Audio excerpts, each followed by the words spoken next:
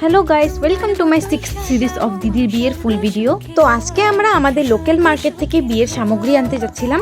আর যেহেতু আমরা সন্ধ্যাবেলা বাজারে গিয়েছিলাম, তো তার জন্য আমরা সবাই মিলে গিয়েছিলাম। তো প্রথমে আমরা একটি কাপড়ের দোকানে ঢুকেছিলাম। যে সমস্ত কাপড় আমাদের ফেন্সি বাজার থেকে আনা হয়েছিল না, তো সেগুলো আমরা আমাদের লোকাল মার্কেট থেকে নিয়ে নিয়েছিলাম।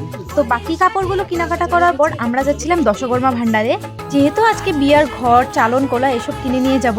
আর আমরা অল্প জলদি নিয়ে যাচ্ছি, যেহেতু আমার দিদি আর্টিস্ট, তো ও চালনগুলোর মধ্যে আর্ট করবে, তো তার জন্য আমরা অল্প জলদি নিয়ে যাচ্ছি।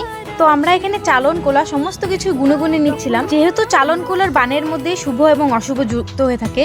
তো আমরা কিন্তু চালন এবং কুলোতে দুটোটাতেই রামের বান পেয়েছিলাম, এটাকে সবচেয়ে শুভ বলে মানা হয়।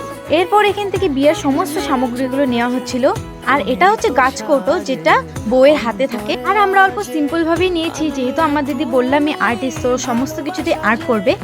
তো দশকর্মা ভান্ডার থেকে সমস্ত কিছু কেনাকাটা করার পর আমরা চলে গেছিলাম জুয়েলারির দোকানে। বাকি যে সমস্ত জুয়েলারি আমাদের কেনাকাটা করা হয়েছিল না, সেগুলো আজকে আমরা কেনাকাটা করে নিয়েছি। তবে আমাদের প্রায় বাজার করা হয়ে গেছে, আরো বাকি যেগুলো রয়েছে সেগুলো না হয় পরে কেনাকাটা করা যাবে।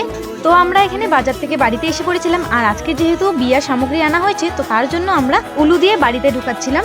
তো আজকের ভিডিওটা আমি এখানে এন্ড করছি। আশা করি তোমাদের ভালো লেগেছে। তো দেখা হচ্ছে আরো একটি নতুন কোনো ব্লগে। তো আজকের জন্য আসি।